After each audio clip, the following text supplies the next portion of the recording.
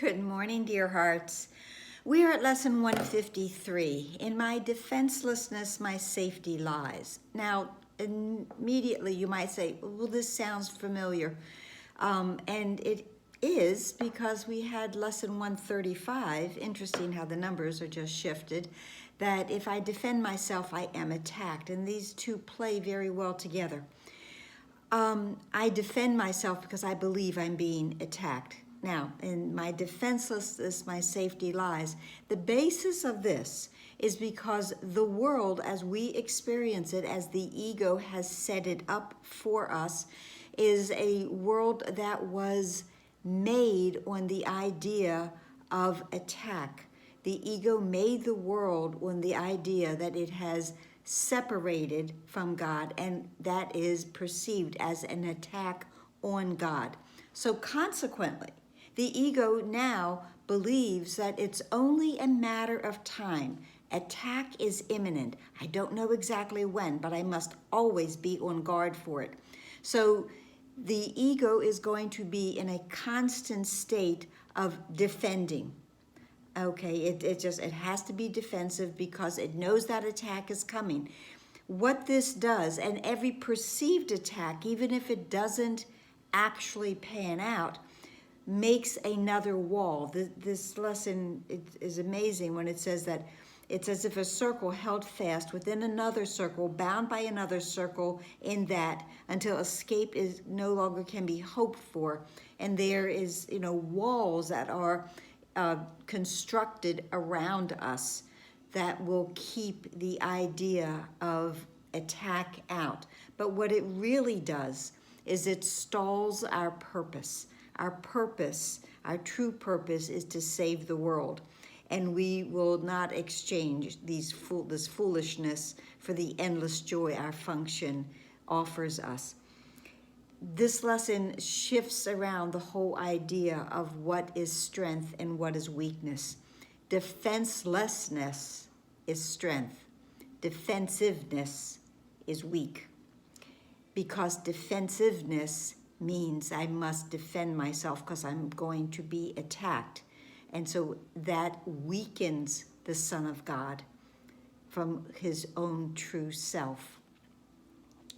So when I am able to realize that these are childish games, as this lesson tells us, and they will get us nowhere, and when I'm ready to put down those game pieces and to realize that my true strength lies in aligning my mind with the Christ mind, because only there will I have all of the strength and all of the joining from the one-mindedness of God.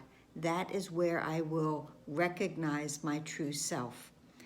There's so many beautiful parts in this lesson, as there are in all of them. I'm going to read from paragraph 11, where it says, God has elected, I'll go back to the first line. It is the function of God's ministers to help their brothers choose as they have done. And again, in this lesson, we are given that word that we are ministers. We are ministers of God. God has elected all to be his ministers, but few have come to realize his will is but their own.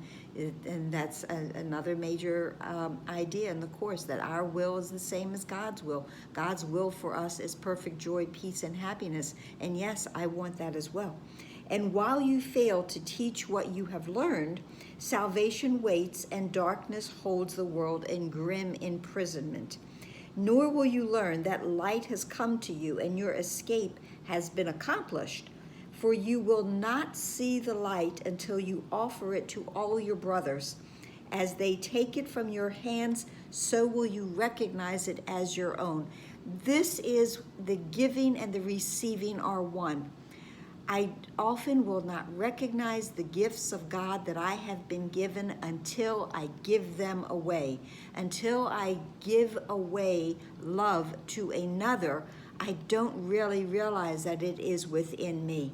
As I extend the light that resides within me to another brother or sister, now all of a sudden I will have that aha moment. Well, I gave it, so I must have had it. And that is where my strength lies. My strength lies in discovering or rediscovering, remembering who it is I really am. And as I do that, the game of fear is gone. This lesson tells us it's time to put away those childish toys, those frightening toys, and that the tale, the story that we have been reading of terrifying destiny, defeat of all hopes, pitiful defense against a vengeance that you cannot escape, is only a deluded fantasy. This world of defensiveness, this world of fear, this world of attack, counterattack, repeat, repeat, repeat is over when I choose that I'm ready to put away those toys, those sharp-edged toys. The practicing is we start in the morning and the evening, a minimum of 5 minutes, but the lesson tells us, and this is going to be our practicing for the next who knows how long, okay? The next many lessons are going to be that 5 minutes is really not enough. Go to 10, 15, and at one point we'll find that even 30 minutes is not enough for us, because we'll be spending time sinking into this glorious space of peace and tranquility, and realizing that God goes with us wherever we go. Also, of course, hourly practice. And then this says, in time, with practice, you will never cease to think of God and hear his loving voice guiding your footsteps and into quiet ways where you will walk in true defenselessness.